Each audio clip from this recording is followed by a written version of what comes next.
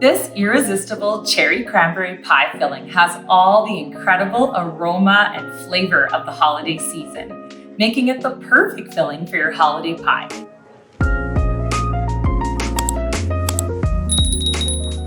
Let's go ahead and make it together. So pause this video, grab your mise en place, and I'll meet you back here when you're ready. The first thing that we're going to do is to grab our tapioca seeds. They're also called seed tapioca. They're going to act as the most incredible thickener for your pie, and you won't even notice that they're there. So what I find best to do is just to soak the seed tapioca while I'm preparing all of the rest of my ingredients. And that way they'll be a little soft to start off. This just gives them a little bit of a boost and kind of activates it and allows it to absorb the liquid from our cherry pie filling a lot quicker. But it also washes them, which is nice too.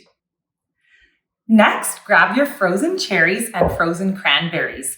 And I recommend if you can get your hands on different varieties of frozen cherries, the flavor is just incredible. So we're going to bring these on over to the stove and heat them up. So we'll just add our frozen cherries directly into the pot. I like to use a pot that's quite large in diameter. So turn on your stove to a medium-high heat and then add in your lemon juice. I use freshly squeezed lemon juice from about half of a large lemon, some freshly grated ginger, and then we're going to throw in our pumpkin spice mix. And this is just an incredibly delightfully smelling and tasting mix that I mix up on my own. If you'd like to make your own along with me, you could find my recipe on my channel. Give it a little mix. Once you've got it all mixed together, cover it up and give it a few moments to start releasing its liquid. Making sure to give it a mix every few minutes. You can see the liquid starting to get released and then covering it back up. Remove the lid. So after 3 minutes, you can see that this is how mine looks. There's a lot of liquid that's been released, and now I'm ready to add my sugars. So I add a little bit of cane sugar and some lovely dark brown sugar. Dark brown sugar has a lovely molasses flavor to it, and I just find it complements the cherries and cranberries and all the spices beautifully. So you're just going to give it a nice mix. Make sure it's all incorporated. At this point, make sure you turn the heat down as you want it to just be gently simmering, not boiling really hard. So just turn down the heat until you can get it to this perfect little simmer.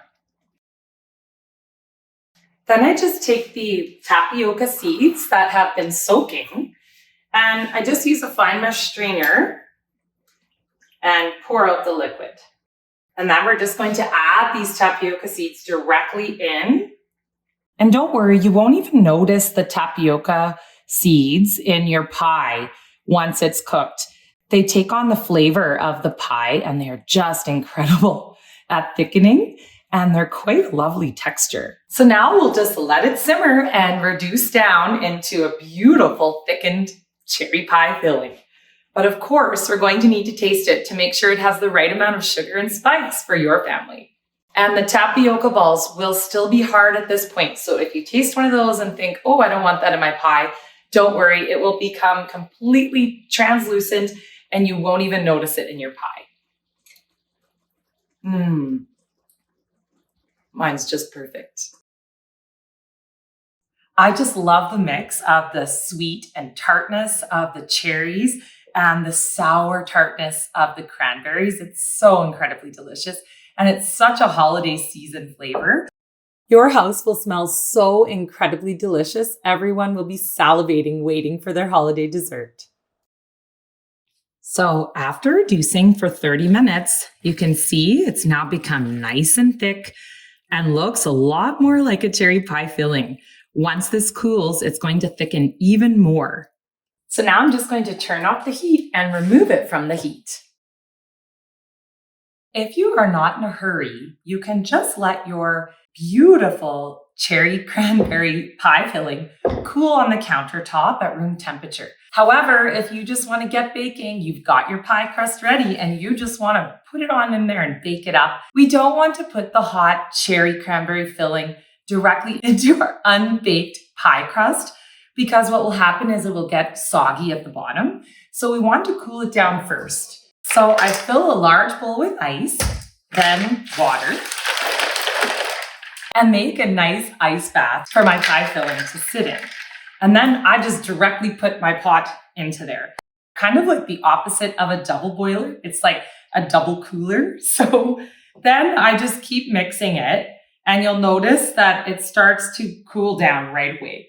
And you want to make sure it's actually sitting in the water, but of course that the water doesn't come up over into your beautiful cherry pie filling that you've worked so hard to make. Oh boy, does this ever smell so good. So just give it a stir. You can see right away how much it's thickening already. It is really thickening. It will continue to thicken as it cools. And I just find placing it in the cold water like this really helps to speed up the process. If you're making this cherry cranberry pie with my gluten-free, egg-free pie crust, just make sure that it stays in the refrigerator until your filling is nice and cool. So now we're ready to finally put our cherry pie filling into our pie crust. I'm so excited. If you'd like to make my easy gluten-free pie crust that's also egg-free with a dairy-free option, just click on my video here and I'll make it along with you. So mine has now been chilling for over an hour, and you can see my filling has cooled nicely, and you can see how nice and thick it is here. It's lovely and thick, and when I touch it, I can feel it's nice and cool. So the first thing I'm going to do is put on an apron, because I do not want to get cherry pie filling all over my clothing. But we're going to put that filling right directly into our pie. And you can see the little tapioca balls, but you definitely won't be able to taste them. And then we're just going to spread it out into our pie.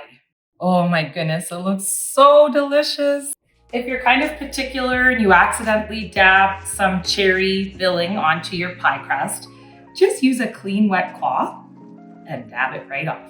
My finishing touch to this pie is to add some candied ginger, and I just like to sprinkle it all over the top.